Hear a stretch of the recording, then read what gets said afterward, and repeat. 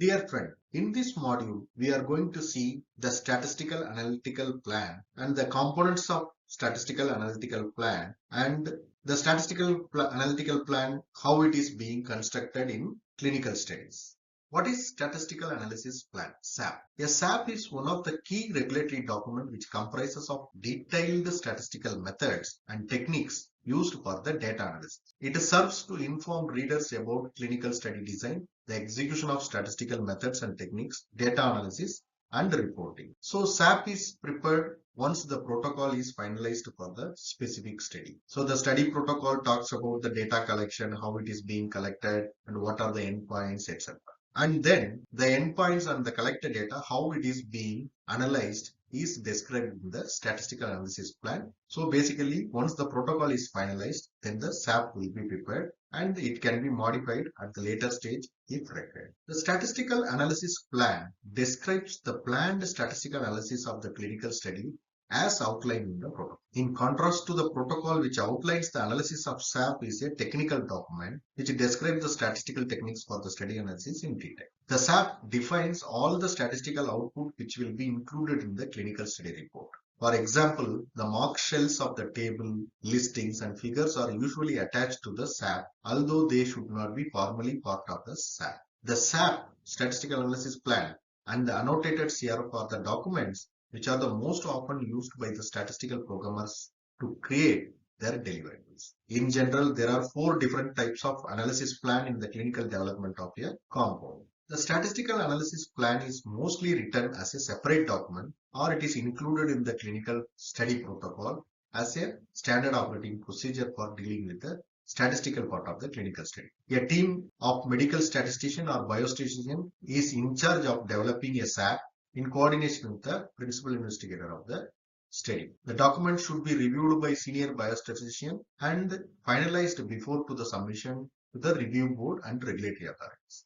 If any protocol amendments are done, then the SAP is also amended when we have to prepare the statistical analysis plan. The SAP can be finalized prior to database lock and it describes the statistical analysis as it is foreseen when the study is being planned. If circumstances should arise during the study rendering this analysis inappropriate or if improved methods of analysis should arise, updates to the analysis can be made through amendments. Any deviations from the SAP after database lock, reasons for such deviations and all alternative or additional statistical analysis that may be performed. That will be described in the SAP amendment or addendums. What are the contents of SAP in general? There will be study objectives, primary objective and secondary objectives.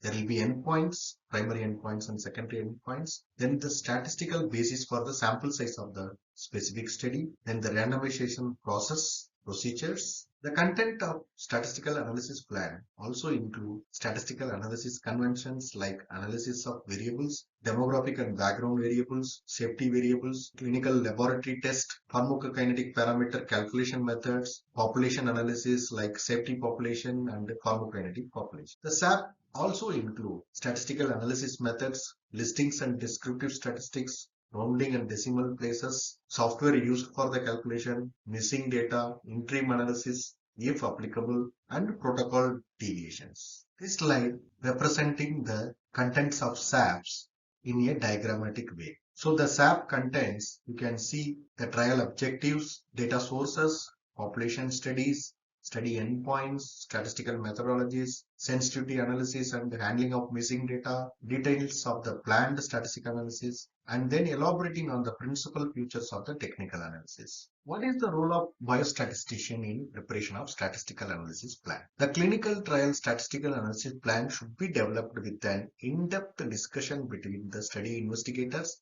and the statistician. The role and responsibilities of the biostatistician include to write a research statement or hypothesis of the clinical trial study, then determine the primary endpoints and secondary endpoints, and to find out and develop a strategy to reduce bias and sample size selection for the clinical trial, then finally to define all appropriate statistical methods for the clinical trial data analysis. What is the importance of statistical analysis plan in clinical trials? In clinical studies, SAP is one of the critically important documents. It ensures that the analysis to evaluate all pre-planned study hypotheses are conducted in a scientifically valid manner and that all decisions are documented. It also provides in-depth detail on how the results will be presented and reported in a clinical trial report. What is the essential role of statistical analysis plan? The essential role of SAP needs to be maintained in conducting a clinical trial. The essential rules includes the transparency. Transparency concerning how the analysis will proceed by specifying in advances the methodology that will be applied. Then the communication. Clear communication to everyone involved in the study on how to proceed. Then the replication. Facilitates replication so that